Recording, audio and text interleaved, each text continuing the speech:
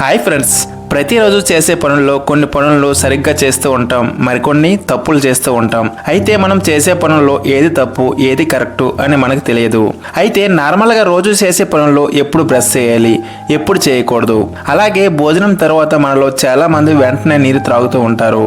అలాగే మన చెవులను బర్స్తో శుభ్రం చేయడం మరియు మనలో స్నానం చేసేటప్పుడు సబ్బుతో ముఖాన్ని రుద్దుతూ ఉంటారు. ఇలాంటి చిన్న చిన్న తప్పులు మన ఆరోగ్యం పైన చాలా హానికరం అవుతాయి.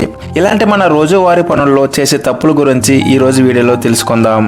మీరు కనుక ఈ విషయాల గురించి తెలియకపోతే ఈ వీడియో చివరి వరకు చూడడం మర్చిపోవద్దు. నెంబర్ 1, భోజనం చేసిన వెంటనే పడుకోవడం. మనలో చాలా మంది లేటుగా భోజనం చేస్తూ ఉంటారు. దీని కారణం వలన తిని వెంటనే పడుకుంటారు. దీని కారణం రోజు వారి పని ఒత్తిడి వలన శరీరం అలసిపోయి ఉండవచ్చు. ఇంకొంతమందికి నిద్రపోవడం ఇష్టం కారణం కావచ్చు. కానీ భోజనం చేసిన తర్వాత వెంటనే పడుకోవడం వలన మన శరీరంపై చాలా దుష్ప్రభావం పడుతుంది. ఎందుకంటే నార్మల్గా మనం భోజనం చేసిన తర్వాత పడుకోవడం వలన మనం తీసుకున్న ఆహారం కడుపులోనికి వెళ్లాల్సిన ఆహారం ఫుడ్ పైప్లోనే ఉండిపోతుంది. దీని వలన ఆహారం జీర్ణం కాదు. దీని వలన క్యాలరీస్ బర్న్ అవ్వాల్సిన పోయి ఫ్యాట్ పెరిగిపోతుంది. ఇదే కాకుండా చెస్ట్ పెయిన్, కడుపు నొప్పి, గుండె నొప్పి మరియు మనం పడుకునేటప్పుడు కూడా ఇబ్బందులు ఎదురవుతాయి. మనకి సరిగ్గా నిద్ర పట్టకపోవడం వలన రోజు మొత్తం శరీరం మొత్తం లేజీగా అలసటగా ఉంటుంది. సో అందుకే మనం సాధారణంగా భోజనం నిద్రపోవడానికి 2 గంటల ముందుగానే చేయాలి. భోజనం చేసిన తర్వాత కొంచెం సేపు వాకింగ్ తప్పనిసరిగా చేయాలి. దీని వలన మనం తీసుకునే ఆహారం తొందరగా జీర్ణం అవుతుంది. నెంబర్ 2, మనం ప్రతిరోజు యూజ్ చేసే వస్తువులను శుభ్రంగా ఉంచకపోవడం. రోజువారీగా మనం చాలా వస్తువులను యూజ్ చేస్తూ ఉంటాం. అంటే mobile phones, TV remotes, switches, pillows and bedsheets. కానీ మనలో చాలా మందికి మన రోజు యూజ్ చేసే వస్తువులను చాలా తక్కువ మంది క్లీన్ చేస్తారు. అయితే మీకు తెలుసా, ఈ చిన్న చిన్న వస్తువులను క్లీన్ చేయడం వలన పెద్ద పెద్ద జబ్బుల నుండి తప్పించుకోగలుగుతారు. ఉదాహరణకి మొబైల్ ఫోన్స్, స్విచ్చెస్ తీసుకుంటే వీటి మీద కొన్ని వేల మైక్రో బ్యాక్టీరియాలు మనకు తెలియకుండా కనిపించకుండా ఉంటాయి. మనం టచ్ చేసిన వెంటనే మన బాడీలో ఎంటర్ అయిపోతాయి. అలాగే మనం ప్రతిరోజు యూజ్ చేసే బెడ్షీట్స్ అండ్ పిల్లోస్, ఇందులో చాలా డెడ్ సెల్స్ అండ్ డస్ట్ ఉంటుంది. దీని వలన మన ఇమ్యూనో సిస్టమ్ మీద ప్రతికూల ప్రభావం పడుతుంది. దీని వలన మనం తొందరగా జబ్బు పడే అవకాశాలు ఎక్కువగా ఉంటాయి. అందుకే మనం డైలీ యూజ్ చేసే వస్తువులను శానిటైజ్ లేక క్లీన్ చేయడం మర్చిపోవద్దు. నెంబర్ 3, తుమ్ము మరియు దగ్గు వచ్చినప్పుడు తప్పనిసరిగా చేయిని అడ్డం పెట్టుకోవడం.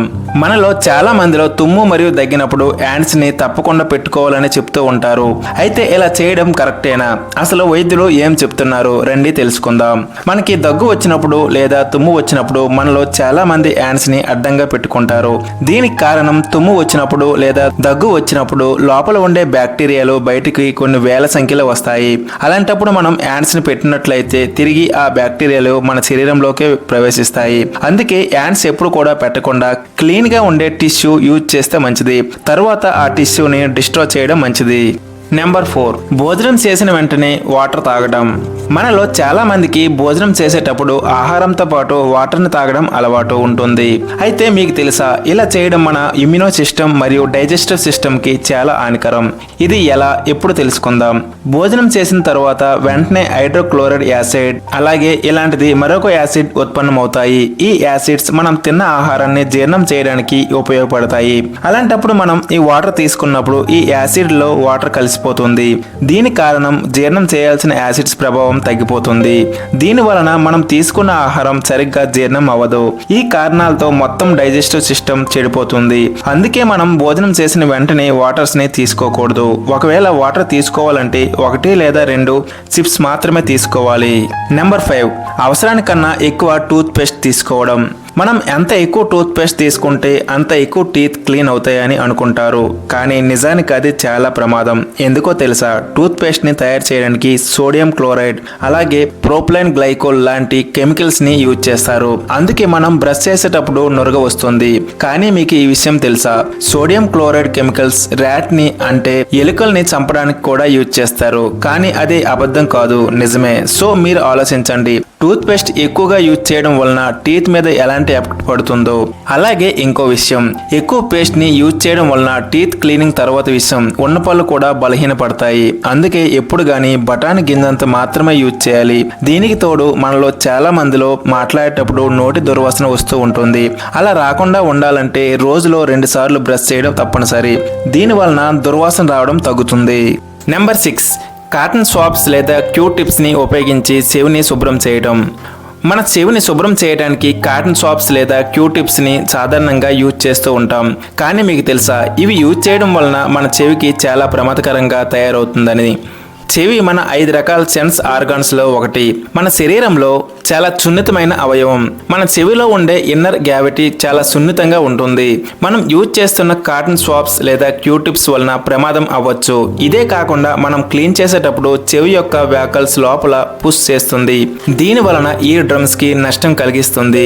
దీని వలన మనం వినికిడి లోపం రావచ్చు. ఒకవేళ మనం చెవిని శుభ్రం చేయాలనుకుంటే కాటన్ బడ్స్ లేదా క్యూ టిప్స్ ద్వారా చెవి బయట భాగం మాత్రమే క్లీన్ చేయడం మంచిది. ఒకవేళ లోపల వరకు చెవిని శుభ్రం చేయాలనుకుంటే ఎవరైనా మంచి ఇయర్ స్పెషలిస్ట్ తో క్లీన్ చేయించుకోవడం మంచిది. నెంబర్ 7, నిలబడి భోజనం చేయడం మరియు నీరు త్రాగడం. కొన్నిసార్లు మనలో చాలా మంది ఆఫీస్కి వెళ్లాలనో లేదా స్కూల్కి వెళ్లాలనో తొందరలో కూర్చొని తినేంత తీరిక ఉండదు. దీంతో గబగబా నోట్లో 2 ముద్దలు పెట్టుకుని పరుగులు పెడుతూ ఉంటారు. అయితే ఇలా చేయడం ఆరోగ్యానికి చాలా ప్రమాదకరం అని వైద్య నిపుణులు చెప్తున్నారు. నిల్చొని తినడం వలన పొట్ట మరియు పేగు క్యాన్సర్ వచ్చే ప్రమాదం ఉందని చెప్తున్నారు. నిలబడి ఫుడ్ తీసుకుంటే అన్నవాహిక దెబ్బతింటుందని, జీర్ణ ప్రక్రియకు అంతరాయం పెరుగుతుందని, పేగులపై ఒత్తిడి పెరుగుతుందని చెప్తున్నారు. మీరు కూడా తొందరలో నిలబడి తింటుంటే అవాయిడ్ చేయడానికి ప్రయత్నించండి. ప్రస్తుతం జీవన విధానాలు సరిగ్గా ఫాలో కాకపోవడం వలన ఎన్నో ఆరోగ్య సమస్యలు వస్తున్నాయి. అదే మన పూర్వీకులు అయితే ఎంతో ఆరోగ్యంగా ఉండడానికి కారణం వారు పాటించే జీవన విధానాలు అని చెప్పుకుంటున్నారు.